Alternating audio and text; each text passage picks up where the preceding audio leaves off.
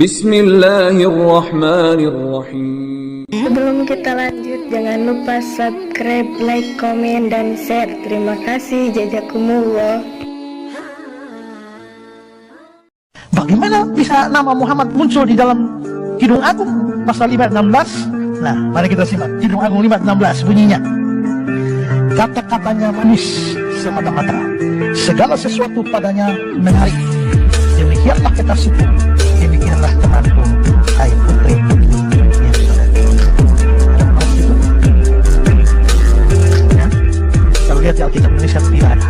Tapi kalau memeriksa bahasa aslinya, maka akan nampak bahwa itu nama Muhammad. Assalamualaikum warahmatullahi wabarakatuh. Sahabat kabar Islam, saudara ikhwan fillah dimanapun anda berada, semoga tetap dalam lindungan Allah Subhanahu wa Ta'ala. Allah jaga iman Islam kita hingga ajal tiba, harapan wafat dalam keadaan husnul khatimah, amin ya Allah ya Rabbal alamin. Sahabat saudara ikhwan fillah, seorang pendeta Isra Surya mengemukakan bahwa ternyata nubuatan Nabi Muhammad sallallahu alaihi wasallam di dalam Alkitab itu ada menurut kitab aslinya, menurut cetakan aslinya, yang mana seorang pendeta Isra Surya mengemukakan bahwa kalau lihat dari LAI, Lembaga Alkitab Indonesia, dalam Kidung pasal 5 ayat 16 menyebut tidak disebutkan adanya Nabi Muhammad. Jadi dihapuskan. Karena apa? Karena para pendeta tidak menginginkan orang-orang Kristen atau jemaat-jemaat mereka mengetahui bahwa Yesus sendiri mengatakan bahwa akan ada nabi setelahku, yakni Nabi Muhammad SAW yang menjadi juru selamat sejati, yakni yang akan menyelamatkan orang-orang dari siksa, orang-orang dari neraka. Nah, sahabat ikhwan fillah, para pendeta ini sepakat ya, mereka menghapus pada Kidung pasal 5 ayat 16 ini dengan mentiadakan nama Nabi Muhammad, karena dianggap oleh mereka dengan adanya nama Nabi Muhammad di situ, maka para jemaat yang mengerti, yang paham dan gemar atau rajin membaca Alkitab mereka akan goyah hatinya.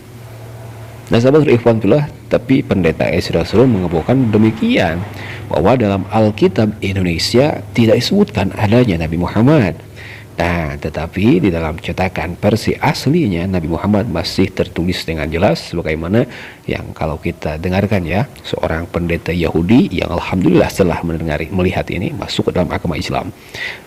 Begini beliau membaca dari versi cetakan aslinya, bahwa jelas di situ ada Nabi Muhammad SAW yang dijanjikan yang akan menjadi nubuah, yang akan jadi nabi. Jadi itu adalah nubuatan Nabi Muhammad SAW, Nabi setelah Nabi Isa atau Yesus alaihissalam. The video is going to be called Prophecies of Muhammad, the Ishmaelite prophet, in the Bible and the scriptures. We also discussed Song of Solomon, chapter 5, verse 16. חיכו ממתקים וחולו מחמדים, זה דודי וזרעי בנות ירושלים. Muhammad. Yes, the name Muhammad does show up. It does say Muhammadim, but the name Muhammad is very plainly in it. Nah, baik sahabat saudara alhamdulillah, tambah lagi pengetahuan keilmuan kita tentang Nabi Muhammad SAW menurut Alkitab mereka ya.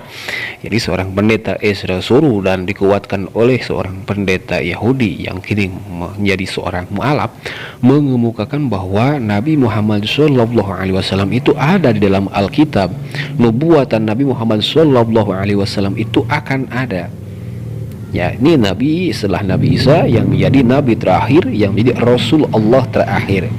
Rasul seperti Nabi Isa, Nabi Musa, Nabi Yahya, dan Nabi-Nabi yang lainnya. Jadi perantara antara Allah kepada umat manusia lewat para Nabi. Nah, seperti ikhwan fillah, sudah jelas apa yang dikatakan seorang pendeta Isra Surya ini mengemukakan bahwa Alkitab Indonesia tidak dituliskan adanya Nabi Muhammad dalam Kidung pasal 5 ayat 16.